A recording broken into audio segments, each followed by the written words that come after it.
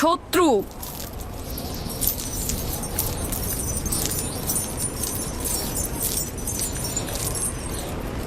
তুমি নিজেই তো ইস্তারের শত্রু।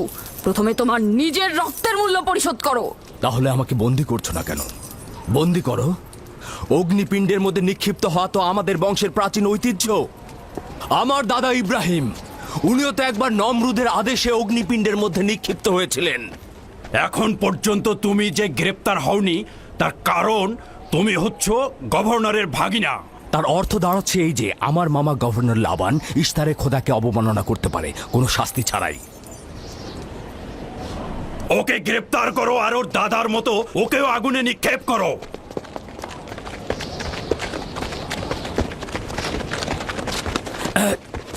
ছেড়ে দাও, আমার প্রশ্নের উত্তর দাও। ছেড়ে দাও আমাকে। এই, এখানে কি হচ্ছে এসব?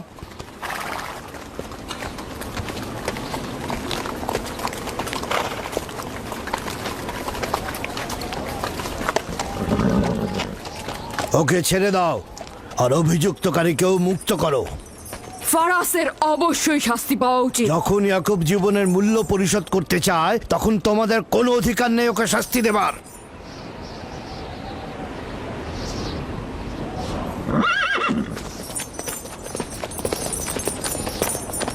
তাকে মুক্ত করে দিন।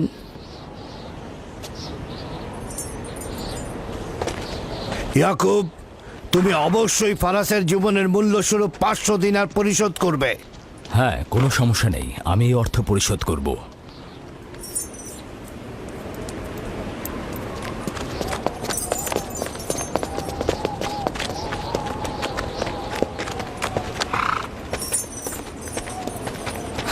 খোদা তাআলা আমার দয়ালু মামাকে হেফাজত করুক। ইয়াকুব, আমি তোমাকে কতক্ষণ এরকম বিপদ থেকে বাঁচাতে চোখে চোখে রাখবো?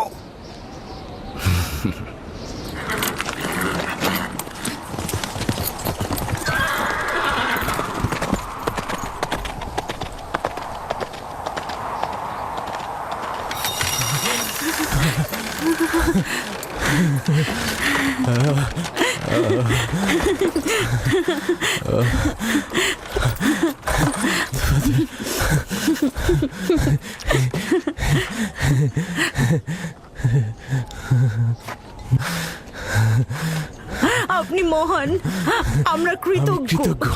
আমরা অনেক কৃতজ্ঞ আপনার কাছে। আমার জীবনের মূল্য স্বরূপ যে অর্থ আপনি প্রদান করবেন তার বিনিময়ে সারা জীবন আমি আপনার কৃতদাস হয়ে থাকব। আপনি মহান, আপনি মহান। আপনি ফারাজকে মৃত্যুর হাত থেকে বাঁচিয়েছেন, আপনি আমাদের নতুন জীবন দিয়েছেন। হয়েছে হয়েছে, এবার এসো এসো।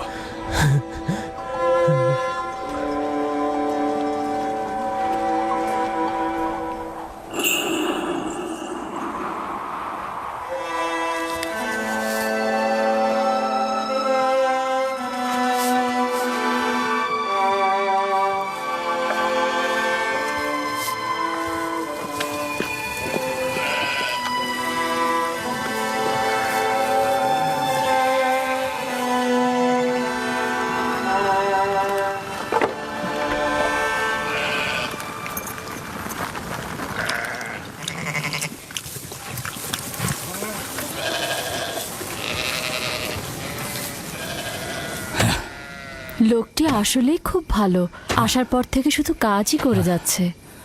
হ্যাঁ, বছরের পর বছর ইস্তার ফাদ্দান ও ব্যাবলের লোকজনকে অন্যায়ভাবে কোরবানি দিয়ে আসছে। আজ তোমার পিতার জন্য আমি ও ফারাজ বেঁচে গেছি। আপনি ওর জীবন বাঁচিয়েছেন বলেই ও ইস্তার পূজা ছেড়ে এক খোদার ইবাদতে মশগুল হয়েছে। হ্যাঁ, তা হয়েছে রাহেলা। আসলে যখন সে মৃত্যুর হাত থেকে রক্ষা পেয়েছে তখনই এক খোদায় বিশ্বাস এনেছে। আমাদের মুসাফির কখন পৌঁছবে? খুব শীঘ্রই হে খোদার নবী, বেশি দিন বাকি নেই। বছরের পর বছর তোমার সন্তানের প্রতীক্ষায় রয়েছি। যদি খোদা চায় তো খুব শীঘ্রই এই প্রতীক্ষার অবসান ঘটবে।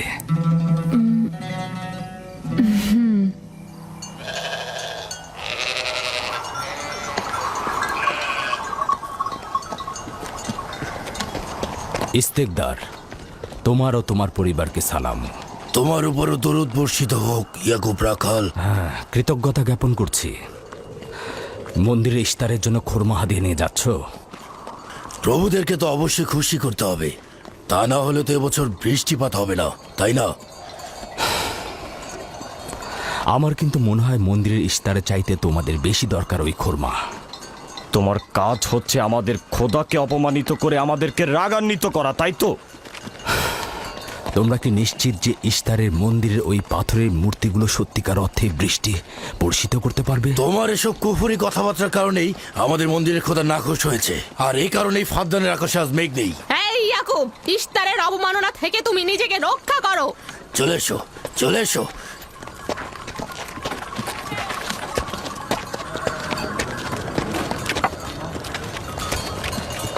এটা তোমাদের কেমন বিবেচনা? তোমরা শক্তিশালী ও দয়ালু এক খোদাকে রেখে নির্জীব পাথরের উপাসনা করছো।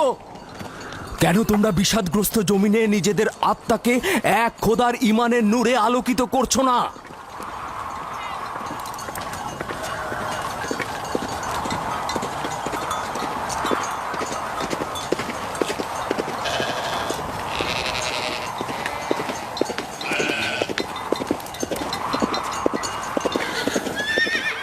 হে মহান ইস্তার ইলাহি, তোমার ফলপ্রসূ এই মন্দিরখানা তোমার শত্রুদের রক্ত দ্বারা পবিত্র করব। শুষ্ক মৌসুমকে এই অঞ্চল থেকে দূর করে দাও, তোমার রহমতের বৃষ্টি বর্ষণ করো। হে মহান ইস্তার ইলাহি, তোমার এই ফলপ্রসূ মন্দিরকে তোমার শত্রুদের রক্ত দ্বারা পবিত্র করব। হে মহান ইস্তার ইলাহি, এই অঞ্চলের শুষ্ক মৌসুমকে তুমি দূর করে দাও, তোমার রহমতের বৃষ্টি বর্ষণ করো। হে মহান ইস্তার ইলাহি, আমাদের খোদাকে তোমার অবজ্ঞা করেছে। রহমতের বৃষ্টি বর্ষণ করো। হে ইস্তেকদারের সাথে মন্দিরে ঢোকার সময় কথা বলেছে। তোমার আমিও দূর রহমতের থেকে দেখেছি। বৃষ্টি বর্ষণ করো। হে মহান ইস্তার ইলাহি, তোমার ইয়াকুব হাত গুটিয়ে বসে থাকবে না। ধ্বংস করো, তোমার দুশমনদের ধ্বংস করো, আর ফারদানের জনগণের উপর রহমতের বৃষ্টি বর্ষণ করো।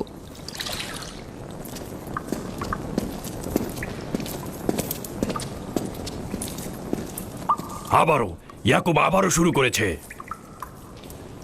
আশা করছি ওর উপর এবার খোদার লানত বর্ষিত হবে। এখন আমাদের কি করা উচিত? লাবানকে এখানে ডাকো, তার সাথেই সমাধান করব। যত তাড়াতাড়ি সম্ভব লাবানকে আমন্ত্রণ করো।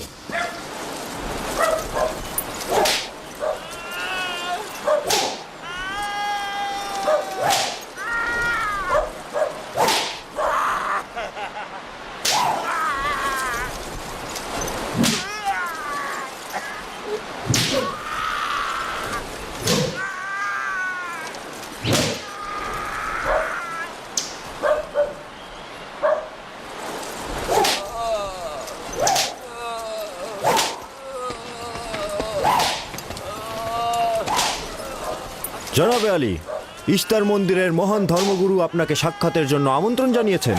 গুরুত্বপূর্ণ কিছু? হ্যাঁ জনাবে আলী। এই, এবার বন্ধ করো।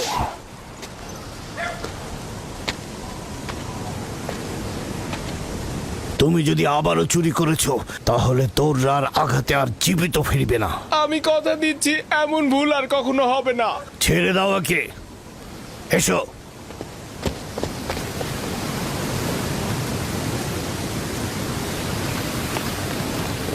প্রকৃতপক্ষে বিষয়টা আসলে আপনার জামাতা ইয়াকুবকে নিয়ে। ইয়াকুবের আমলনামা তার নিজের সঙ্গে সম্পৃক্ত, আমি উত্তরদাতা নই। না, ঠিক আছে, কিন্তু ইয়াকুব তো ইস্তারকে অবজ্ঞা করে। এটা ধর্মগুরুদের কর্তব্য তার প্রশ্নের উত্তর দেওয়া, আর যদি উত্তর দিতে সক্ষম না হও তাহলে কেন আমার শরণাপন্ন হও?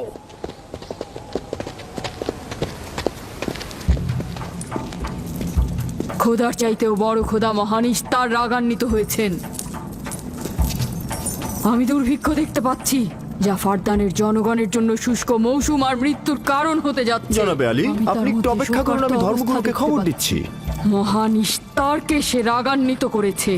এ অপমান ইস্তার সহ্য করতে পারছেন না। কেউ একজন ইস্তারকে খেপিয়ে তুলেছে। যে মহান খোদাকে অপমান করেছে সে দ্রুতই শাস্তি পাবে। মহান ইস্তার তার বলি চাচ্ছেন। লাবান, কেন তোমার ভাগিনে ইয়াকুবের কুফরি বন্ধ করছো না? তোমরা তো ব্যাবিলনের জনগণের ইমানের মালিক, তার প্রশ্নের জবাব দিয়ে দাও। আমি তো গভর্নর, ধর্মগুরু নই। কিন্তু সে তোমার ভাগিনা এবং তোমার কন্যাদের স্বামী। আমি ফারদানের শান্তি আর নিরাপত্তায় নিয়োজিত, আমার ভাগিনার কার্যাবলী দেখার জন্য নয়। এই কারণেই তাকে শান্ত করতে হবে। সে ফাদ্দানের শান্তি নষ্ট করছে। ফাদ্দানের শান্তি ফিরিয়ে আনতে হবে, তা না হলে অতি দ্রুত ফাদ্দানের বুকে দুর্ভিক্ষ নেমে আসবে, আর এটার দায়ভার সম্পূর্ণ ইয়াকুবের। কি করে করি বলো? ইয়াকুব এখানে ভেড়া রক্ষণাবেক্ষণের প্রধান ব্যক্তি, অর্থনৈতিক চালিকা শক্তিও বটে, আর ও কিনা হয়ে গেল এখানকার বদখদের প্রধান কারণ। হ্যাঁ, কারণ ও এখনো ইস্তারের কুফুরি করেই যাচ্ছে। ইয়াকুব তো ব্যাবিলনের খোদাদের উপর ঈমান আনেনি, কিন্তু তারা তো কিছু বলেনি। ব্যাবিলনের খোদাদের প্রতি ঈমান না আনলেও তাদেরকে কখনো অবজ্ঞা করে কথা বলেনি, কিন্তু এখানে তো সে মহান ইস্তারকে অবমাননা করেই চলেছে। তুমি অবশ্যই তাকে শান্ত করবে। অবমাননা করে? অবশ্যই করে। তুমি কি কখনো ভেবে দেখেছো যে ব্যাবিলন রাজ্য কেন তোমাকে নিয়োজিত করেছে? তাহলে এটাও জেনে রাখো কেন আমাকে গভর্নর নিয়োগ করা হয়েছে। উত্তম হলো এটা জানা যে আমি ব্যাবিলন থেকে ফরমান গ্রহণ করি, না তোমাদের থেকে, না তোমাদের ইস্তার থেকে। যদি ইস্তারের মন্দিরের ধর্মগুরু বাবেল এই কথাগুলো তুলে ধরেন তবে কোনো অসুবিধে নেই তো?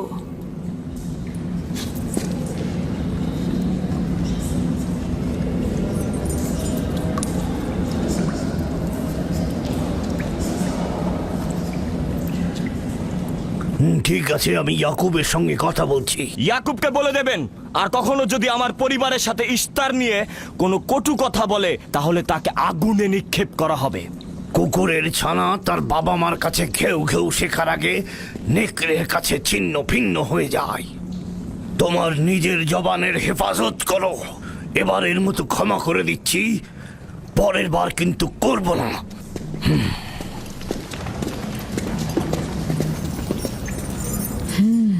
সবাই শুনে রাখো, যদি দুর্ভিক্ষের কারণে আমার ফসল নষ্ট হয় তবে ইয়াকুব আর তার পরিবারের কাউকে আমি জ্যান্ত রাখবো না। দেখা যাক না, একবারই এ তো কোনো কথা বলে লাভ নেই।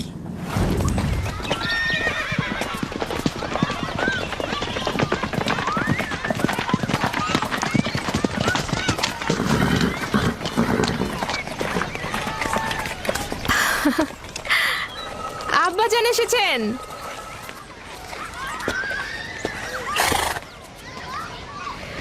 আসসালামু আলাইকুম আব্বাজান, এবার অনেকদিন পর এলেন। সালাম আব্বাজান। কি সৌভাগ্য আমাদের, ফাদ্দান আরামের মহৎ ব্যক্তি দেশের গভর্নর তাহলে সময় পেলেন মেয়েদের দেখতে আসার। এই ইয়াকুবটাকে নিয়ে আর পারি না। কি হয়েছে আব্বাজান? আবারও কি ইস্তার মন্দিরের ধর্মগুরুরা অভিযোগ করেছেন? তার মানে ফারদানের এইসব দাঙ্গা হাঙ্গামা ধর্মগুরুদের ষড়যন্ত্র। ইয়াকুব এগুলোর সঙ্গে জড়িত নয়, তাই তো? আব্বাজান, আপনি খুব ভালো করেই জানেন ইয়াকুব রেসালাত আর নিজের কাজ ছাড়া অন্য কিছুই করে না। কয়েক হাজার বছরের প্রচলিত ইস্তার মন্দিরের সঙ্গে তার কি কাজ? যদি সে এটাই চায় যে সে তার পিতামহের দিন প্রচার করবে, তাহলে সে আমাদের পরিবারের সঙ্গে করুক। কিন্তু মানুষের বিশ্বাসকে কেন অবমাননা করছে? আমার মনে হয় আব্বা আপনি ভুল করছেন। সে অবমাননা করছে না, সত্য প্রচার করছে।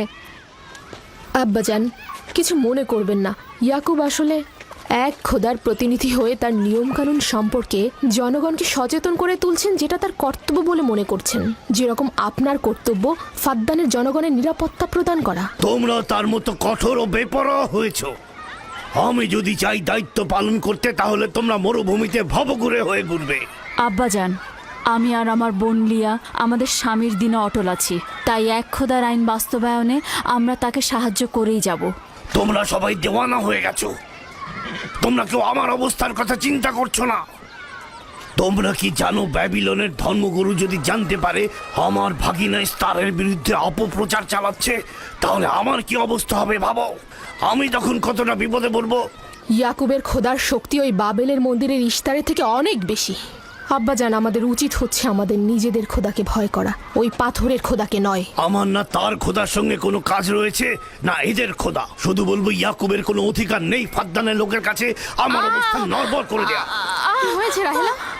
রাহেলা, রাহেলা, কি হয়েছে রাহেলা?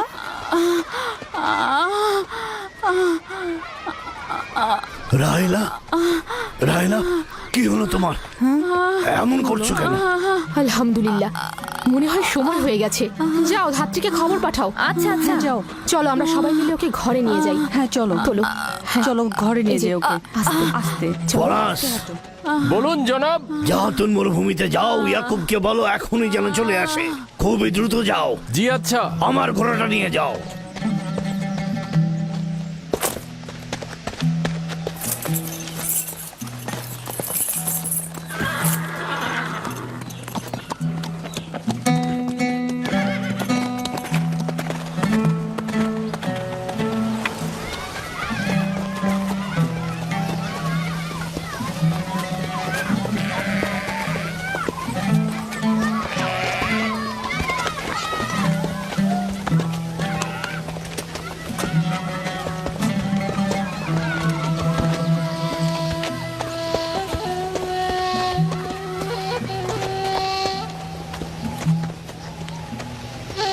রাখালেরা চতুষ্পদী প্রাণীগুলোকে হেদায়েত করে, আর নবুয়াত ইনসানদের হেদায়েত করে থাকে। সম্ভবত এ কারণেই অধিকাংশ নবী রাখাল ছিলেন। আমি ইসরায়েল ভেড়াগুলোর সঙ্গে আমার সন্তানদেরও মরুভূমিতে নিয়ে এসেছি, যাতে তারা হেদায়েত গ্রহণ শিখতে পারে। আমার সন্তান বনি ইসরায়েলেরা কেন ক্ষমতা ও পেশি শক্তিকে মূল দণ্ড হিসেবে মনে করছে? আমি তো তাদেরকে পেশি শক্তি বা জোর করে চাপিয়ে দেওয়া কোনো কিছু শিক্ষা দেইনি। তোমরা কি শুরু করলে? তোমরা কি শুরু করলে? ওঠো, ওঠো শামুন, ওঠো। আমার উত্তরাধিকারী ও পরিবারের প্রধান সেই হবে যে খোদাকে সবচাইতে বেশি ভালোবাসবে। ইব্রাহিম ও ইসহাক ছিলেন সর্বোৎকৃষ্ট। তার মানে এই নয় যে তারা অধিক শক্তিশালী ছিলেন। শক্তি দিয়ে সবকিছু জয় করা যায় না।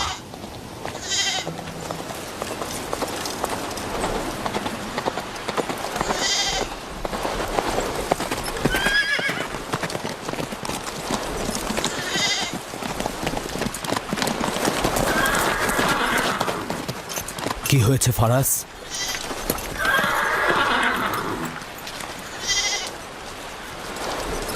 তোমরা ভেড়াগুলোকে নিয়ে আসো।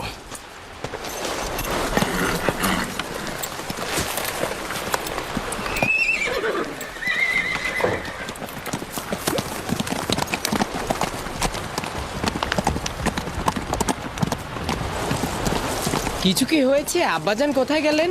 কিছুই না, ভেড়াগুলোকে একত্রিত করো, আমরা ফিরে যাব।